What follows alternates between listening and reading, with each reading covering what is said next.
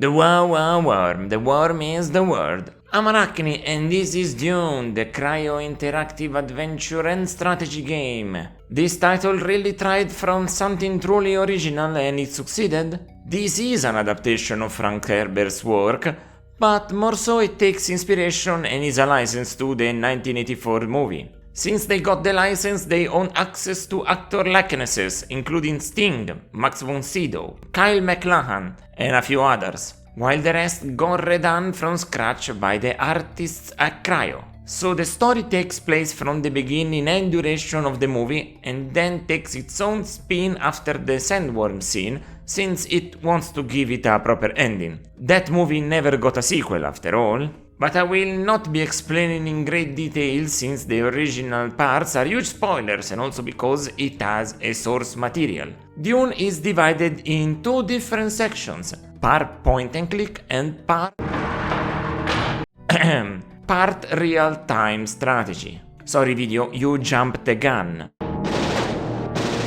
Starting from the point and click parts you'll encounter, they're very simplified but still very much explorative and involved. First of all, you don't have an inventory, and in this case, I'm glad for it. An inventory could have complicated things, especially if they combined it with the strategy parts. Could have been a whole mess and a half. This is lean, works well, and you know what to expect. Plus, you still got to explore and parse the clues that people tell ya and how to apply them within the rules of the game. But this is minimal compared to the strategy. I'm not into this genre.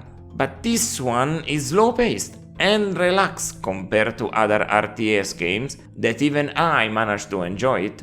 And I mean enjoy. Not at all just manage to get by, but really appreciate it. If I found other games like this, I will gladly play them.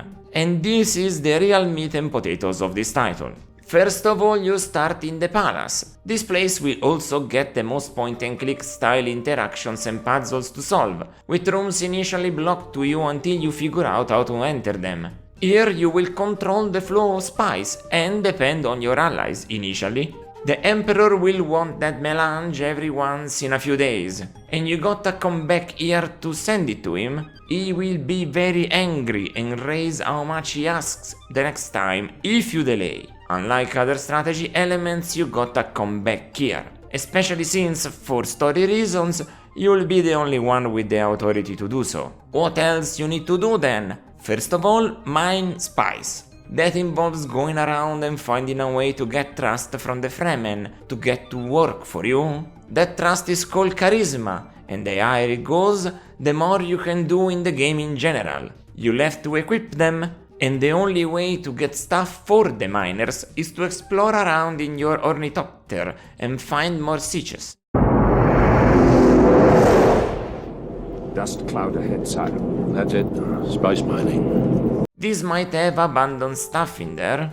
Get them with spice harvesters and other flying insects so they can see worms and escape any damage. Spice is a limited resource and the game is real time in the true sense of the word, meaning that you have a day and night system and a time limit. Don't worry, it's pretty generous. Every day takes 10 minutes to pass and you get 365 of them before it's game over. And so you're moving around from siege to siege and bleeding them dry so that the Emperor doesn't scold you too much and get a bad ending? I finished it a little over day 110 and still have places full of the sweet drug. I mean fuel. Yeah. So you'll be fine. You get 2 saves that you can make and then 2 personalized ones. The game autosaves in 2 different ways. The first is when you enter a place, any place, and then every time you discover a new siege. Since there are more than 60 of them, you're gonna have your time cut out trying to show the Harkonnens who's boss. More literally than you can imagine. When you gain enough trust, you'll be able to turn civilians into troops and soon enough you'll get an army. These need to be equipped with weapons. You'll find some. Others you can buy from smugglers, but that's peanuts. The real deal is finding them into enemy fortresses. That's where the good stuff is. I can guarantee you that. Plus you get an optional strategy element. You only need to start it for story progression, but not actively engage in it. And I'm talking about ecology. The ultimate goal of the Fremen is to make Arrakis habitable, so that's a path you can take. If you do it, you remove Spice permanently from that siege, so be careful. Decisions. I mean, you can press the P button on your keyboard, so you can stop and think. That's pretty new for 1992 DOS gaming, or am I hallucinating? Specifically using P feels very early 2000, but somehow it's here. What an avant-garde game. I don't wanna say more, it's just a very cool and chill and tense and stressful experience all at the same time. You need to play it if you consider yourself a DOS enjoyer. Even if I didn't love it, it's just such a unicorn that you best not miss it. Graphically, they made two inspired decisions. First of all, they made everything 2D in every place they possibly could. Some things are gonna be animated, others are not, but they all look good. And something incredible they did is accurate lip sync technology. When people talk, they move their mouths like you did just now. They are basically one-to-one. Plus, the voice acting is of very high quality, at least if you select American and not the posh English option. Very natural sounding dialogue, goes very quick, honestly on par with modern standards.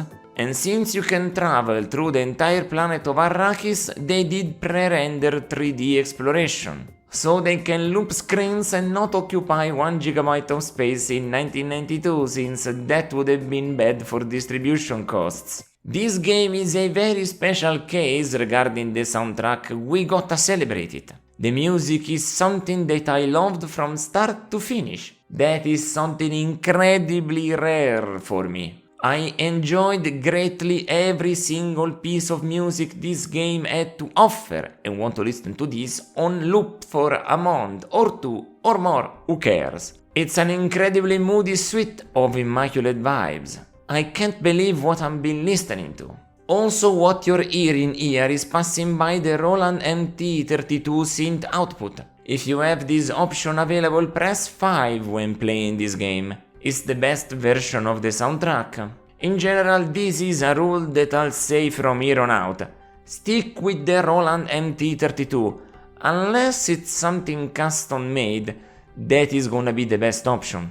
Something I forgot to mention during my Space Quest 6 review, so I have remedied that now. I wanna say that this game deserves international recognition.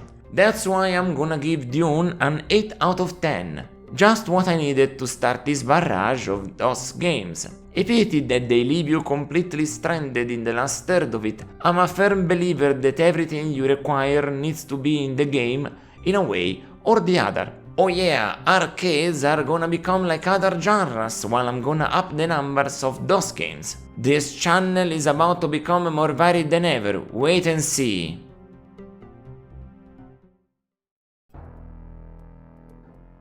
If you wanna see me play the games that I will review, plus some extra stuff, catch me on Twitch at Araknie Retro. It's my natural habitat, you see? Until next time, ciao ciao!